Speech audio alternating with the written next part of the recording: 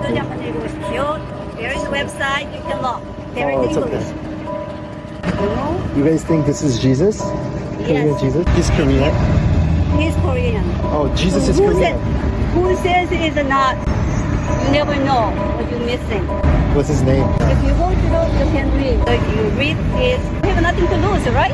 Isa ito sa mga Bible prophecy na nagaganap po sa panahon natin. Hindi alam ng maraming tao na ang pagkiklaim na sila ang Kristo at sila yung Jesus na muling babalik ay Bible prophecy po. Matthew chapter 24 verse 4, sumagot sa Jesus, mag-ingat kayo upang hindi kayo madaya ni numan, sapagkat marami ang darating sa aking pangalan, sasabing sila ang Kristo at marami ang kanilang ililigaw. Hindi lang basta sila ang magkiklaim na sila si Jesus, kundi marami po silang maliligaw. Biruin nyo po, instead na si Jesus, instead na gospel, salvation ang i-promote, i-preach, ang pinipreach nila sa community ay yung leader nila. Makikita mo sa mata na deceive na yung tao. Nakakalungkot, nakalalagayan. Mas pinaniniwalaan natin yung sinasabi ng tao kaysa sinasabi ng salita ng Diyos. Lack of word of God and lack of guidance ng banal na espiritu. Sa totoo lang, nakakalungkot po dahil yung kaluluwa ng mga tao na nadadaya ay sinisigaw ng puso ng ating Panginoon sapagkat ayaw niyang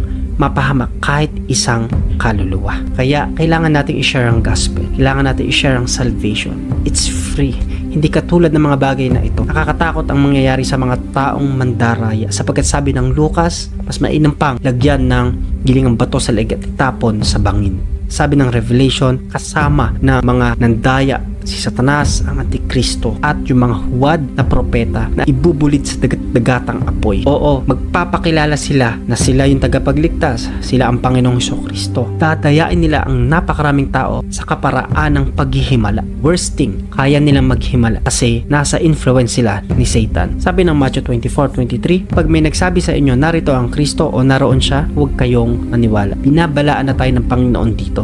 24, sapagkat lilitaw ang mga di tunay na Kristo at mga huwad na propeta. Magpapakita sila ng mga kagilagilalas na himala at kababalagan upang manilang kumaari pati ang mga pinili. Tandaan nyo, ang mga ito, binibigyan ko na kayo ng babala habang hindi pa nangyayari ang mga ito. Even mga Christians, mga hinirang, hindi lang basta believers, kundi mga ministers, madadaya. Can you imagine? Simbahan ang pupuntahan sa pag-aakalang kaligtasan ang mapapakinggan po natin, pero kapahamakan po pala. Much more worse po ang mangyayari habang tayo ay lumalapit sa takdang panahon na pagbabalik ng Panginoong Jesucristo. At mas kailangan po nating share ang gospel sa mga taong naligaw. Habang may panahon pa, pamahagi natin ang kaligtasan. Tanggapin natin ang Panginoong Jesucristo. He is coming.